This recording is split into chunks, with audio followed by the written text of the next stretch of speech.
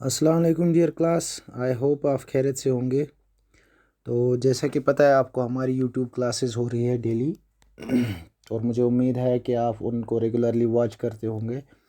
और जो भी क्लास आपसे स्किप हुई है, मैं फिर से आपसे बता रहा हूँ कि आप फिर से उसको वॉच करें, प्रॉपरली वॉच करें, क्योंकि आपको फिर एग्ज़ाम्स में जो है चीज़ों को समझने में आसानी होगी।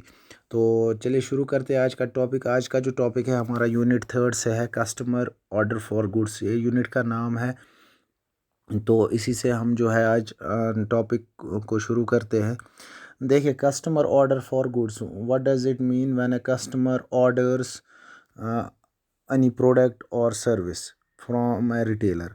तो उसको हम क्या बोलते हैं? Order for goods. उसको देखिए, जब भी कोई कस्टमर कोई किसी गुड को ऑर्डर, किसी प्रोडक्ट को ऑर्डर करता है, तो ये रिटेलर की ड्यूटी बनती है कि वो उस ऑर्डर को प्रोसेस करे, उस ऑर्डर को कंप्लीट करे। जो भी रिटेलर के पास, सॉरी, जो भी रिटेलर के पास कोई ऑर्डर आता है, वो उसको चाहिए कि वो अपना जो भी ऑर्डर कस्टमर देता है उसको सेव करके रखे अपने डेटाबेस में, जो भी इनका डेटाबेस, जो भी वो पीओएस यूज़ कर रहे हैं, और अकॉर्डिंगली ही उस ऑर्डर को वो प्रोसेस करे। और इसके अलावा एक रिटेलर को चाहिए जो भी ऑर्डर उनके पास आता है उसकी सप्लाईज़ को प्रोक्योर करे, जमा करे उन सप्लाईज़ को जो उनको कस्टमर को देनी है। उसके बाद जो है इसके बाद जो जब प्रोक्योरिंग के बाद कस्टमर के साथ प्रॉपर नेगोशिएशन के साथ डील को कंप्लीट करे।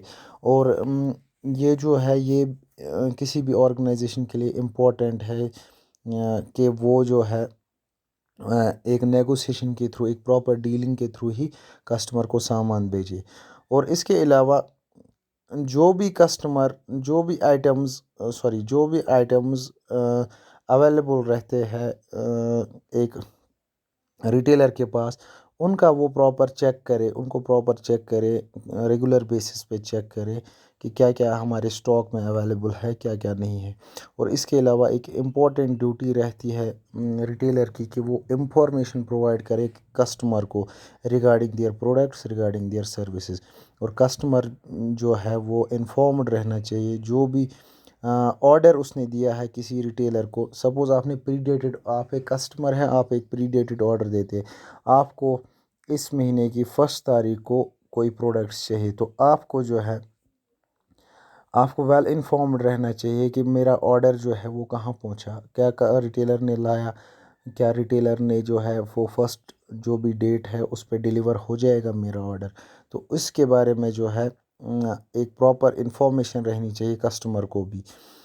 और ये जो यूनिट है ये इसी पे फोकस है, इसी पे बेसिक्स, ये जो है इसका मेन मोटिव, बेसिक मोटिव यही है कि कैसे हम जाने कि एक कस्टमर जब ऑर्डर देता है प्रोडक्ट्स को, तो उसमें क्या क्या प्रोसेस, उस प्रोसेस को कंप्लीट करने के लिए क्या क्या स्टेप्स इन्वॉल्वड रहते हैं।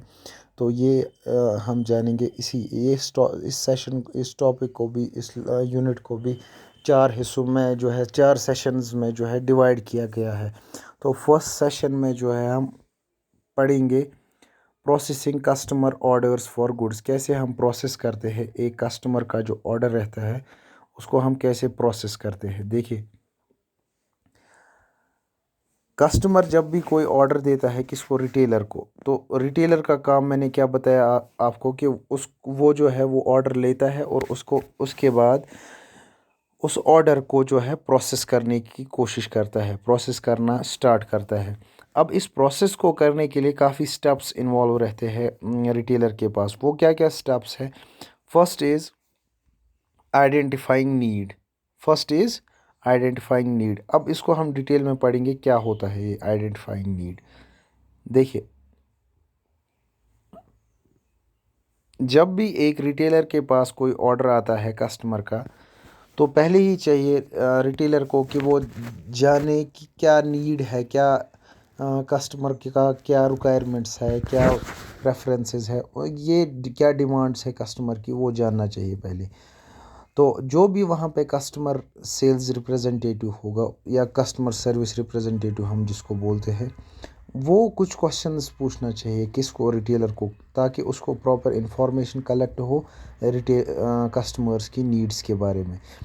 फर्स्ट इज़ जो भी आपका रिटेल सेल्स एसोसिएट है या सेल्स रिप्रेजेंटेटिव है, फर्स्ट क्वेश्चन वो पूछे कस्टमर से कि मे आई हेल्प यू, ये इससे वो स्टार्ट करे अपनी कन्वर्सेशन।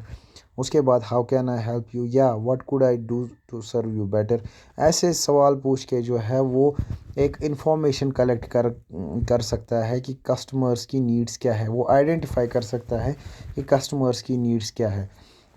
और इसके बाद ये पूछना है कि क्या आइटम्स आपको जो है वो चाहिए, क्या क्या चीज़ें जो है आपको चाहिए। इस तरीके से जो है नीड्स आइडेंटिफाई हो जाती है कस्टमर्स की।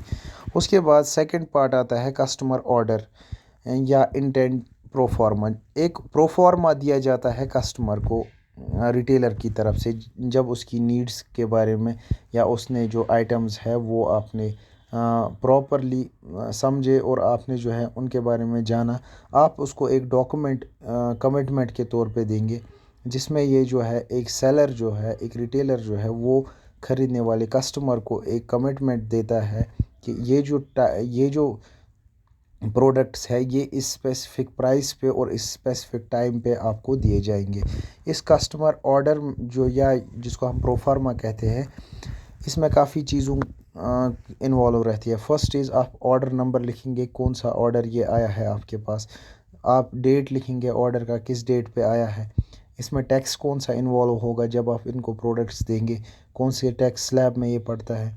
इसमें कोई रिवर्स चार्ज या रिचार्ज टैक्स जो है वो तो इन्वॉल्व नहीं होता, अगर वो है वो भी आप लिखेंगे। ऑपरेटर का नाम लिखेंगे, बैच नंबर लिखेंगे, अथॉरिटी कोड लिखेंगे, फाइनल पीरियड लिखेंगे, ओरिजिनेटर कौन है इसका वो लिखेंगे, बायर कौन है कस्टमर का नाम लिखेंगे, सप्लायर का कोड वो भी आप लिखेंगे फॉर अटेंशन। और इसके अलावा करेंसी, आप पेमेंट्स किस में लेंगे, डिलीवरी कोड वो भी आप इसमें मेंशन करेंगे, और एक्सपेक्टेड डिलीवरी डेट, जिस डेट पे आप जो है इस प्रोडक्ट को डिलीवर करेंगे उसके बारे में आप इस प्रोफार्मा में मेंशन करेंगे। इसके अलावा आप स्टॉक के बारे में लिखेंगे, आइटम्स के बारे में लिखेंगे, और जो भी ऑर्डर आपका टोटल आया है उसके बारे में लिखेंगे। तो ये सारी चीज़ें, ये डॉक्यूमेंट जो है आप कस्टमर को प्रोवाइड करेंगे इनिशियली जब वो ऑर्डर देने के लिए आता है आपके पास। जब उसके बाद जब आप ऑर्डर को प्रोसेस करेंगे और डिलीवर करेंगे, तब जाके जो है आप उनको एक प्रॉपर बिल प्रोवाइड करेंगे, जिसमें आपका टैक्स जो है टैक्स मेंशन होगा, नाम मेंशन होगा, और बाकी सारी डिटेल्स जो भी यूज़फुल रहती है वो सारी चीज़ें मेंशन होंगी। इसके बाद बात आती है चेकिंग स्टॉक। देखो, जब आपके पास स्टॉक होगा तब जाके ही आप कस्टमर्स के ऑर्डर्स को जो है डिलीवर कर सकते हैं या उनकी जो भी नीड्स है उनको मीट अप कर सकते हैं। तो ये इम्पोर्टेंट रहता है, इम्पोर्टेंट ड्यूटी है रिटेलर की कि वो देखे कि हमारे पास कोई स्टॉक जो है वो अनअवेलेबल तो नहीं है। हमारे पास अनअवेलेबिलिटी अगर किसी स्टॉक की है तो उसको हम कैसे अवेल करें, कहाँ कौन से सोर्सेज से अवेल करें। तो स्टॉक चेकिंग इज़ इम्पॉर्टेंट। आपको एज अ रिटेलर आपको देखना चाहिए रेगुलर इंटरवल्स पे, जब भी आपका फ्री टाइम हो उस टाइम पे देखना चाहिए कि क्या हमारे पास स्टॉक पोजीशन है, क्या चीज़ों का हमें ज़रूरत है, या जो कस्टमर्स ने ऑर्डर्स प्रोडक्ट्स किए हैं क्या वो स्टॉक हमारे पास अवेलेबल नहीं है। अगर वो अवेलेबल नहीं है, आपको वो प्रोक्योर करना है, आपको उनकी प्रोक्योरमेंट करनी है थ्रू डिफरेंट सोर्सेज से, और उनको अवेलेबल करवाना है कस्टमर के लिए। तो स्टॉक चेकिंग में भी कुछ स्टेप्स की इन्वॉल्वमेंट रहती है। First is timing. देखिए, बेस्ट टाइम जो रहता है जब आप स्टॉक को चेक करते हैं, ये उस टाइम आप स्टॉक को चेक करें जब आपके स्टोर में लीस्ट डिस्ट्रप्शन होगी, जब डिस्टर्बेंस ज़्यादा नहीं होगी, जब आप दिन का कोई टाइम, सपोज़ लंच टाइम के बाद थोड़ा सा आपका रिलैक्स होता है, या शाम को बंद करने से पहले आप जब स्टोर को क्लोज़ करते उससे पहले आपका फ्री टाइम होगा, जब कस्टमर्स कम आते हैं स्टोर में, उस टाइम आपको चाहिए कि आप स्टॉक को चेक करें। इसके अलावा सेकंड पार्ट आता है मैनेजमेंट की बात। मैनेजर्स जो है उनके पास ऑर्गेनाइजेशनल स्किल्स रहती है, और आप ऐसे ही मैनेजर्स को अपॉइंट करें जो जिनके पास ऑर्गेनाइजेशनल स्किल्स है, और जो स्टॉक को देखे और अपनी टीम्स को जो भी उनके अंदर काम करते हैं उनको टास्क्स दे, उनको काम दे कि जो भी necessary equipment required है such as portable barcode scanner, stock register है, clipboards, pens, calculators, जो भी आपको ज़रूरत है वो उनको अपने पास रखे। और अगर आपको कोई स्टॉक को चेक करना है, इन इक्विपमेंट्स का आपको यूज़ करना है स्टॉक चेकिंग, वो आपके पास अवेलेबल रहनी चाहिए। Then there comes the third part, that is marking. देखो, जब भी आप स्टॉक को चेक करते हैं आपके पास एक मार्कर होना चाहिए। मार्किंग से क्या होगा, आप स्टॉक को मार्क करके रखें ताकि आपको काउंटिंग में कोई प्रॉब्लम ना हो, आपको कोई एरर ना आए। सो जो भी आप काउंट करते हैं उसको मार्क करके रखें ताकि आप किसी स्टॉक को दो बार या कोई आपसे कोई स्टॉक कोई आइटम आपसे छूटे ना काउंटिंग के टाइम। इसके बाद आती है बात लेबलिंग की। देखिए, लेबलिंग क्या होता है, ये करेक्ट इन्फॉर्मेशन शो करता है अपने गुड्स के रिगार्डिंग, और ये हेल्प करता है हमें किसी भी रिकॉर्ड को रखने के लिए। उसके बाद बात आती है डाटा अपडेटिंग की। जो भी आपने स्टॉक जो भी काउंट किया उसको आप अपने डाटाबेस में जो है अपडेट करके रखिए। जब आप अपडेटेड स्टॉक के बारे में रखेंगे, इंफॉर्मेशन रखेंगे, तब जाके ही जो है आपका बिजनेस ग्रो करता है। Then value, price the stock correctly and recommend retail prices. जो भी आपके पास स्टॉक है उनकी प्राइसिंग कीजिए, प्रॉपरली उनकी प्राइसिंग कीजिए और उन्हीं को रिकमेंड कीजिए।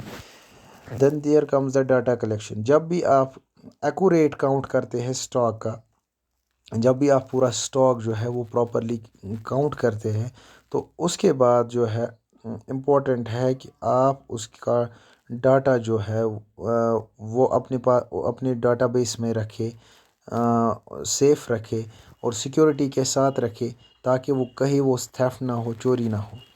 इसके बाद एक और का चीज़ का ध्यान रखना है कि आपको इम्प्रूव करनी है अपनी वीकनेसेस और लॉसेस को। आपको देखना है जो भी आपने कोई स्टॉक डैमेज्ड हुआ है या कोई टेम्पर्ड हुआ है या थेफ्ट हुआ है, आपको प्लान बनाना है कि कैसे आप इस स्टॉक को सेल करेंगे या क्या क्या मेजर्स आप रखेंगे ताकि फ्यूचर में आपको कोई डैमेज ना हो या कोई ऐसे जो है थेफ्ट वगैरह ना हो। इसके बाद लास्ट चीज़ आता है assess inventory management needs. Regular stock counting जो है वो आपको हेल्प करता है बिज़नेस को एनालाइज करने में कि क्या इन्वेंट्री मैनेज आप कैसे इन्वेंट्री मैनेज करते हैं, और आपको हेल्प करता है कि आप जानते हैं, पता लग जाता है आपको कि क्या आपकी नीड्स है, क्या आपका बिज़नेस जो है वो कहाँ पे कौन से लेवल पे है, क्या वो प्रॉफिट में जा रहा है कि लॉस में जा रहा है। तो इन्वेंट्री मैनेजमेंट इज़ इम्पोर्टेंट। तो इस तरीके से जो है आप स्टॉक की काउंटिंग करते हैं, और इसी जब आपके पास स्टॉक की अवेलेबिलिटी रहती है तभी आप जो है कस्टमर्स के ऑर्डर्स को फुलफ़िल करते हैं। आई होप ये पूरा टॉपिक आपको समझ आया होगा। इसमें कोई कन्फ्यूजन होगा, क्वेरी होगी, तो प्लीज़ मुझे कमेंट्स के थ्रू या वॉइस मैसेज के थ्रू बता सकते। Thank you very much. Allah bless you all.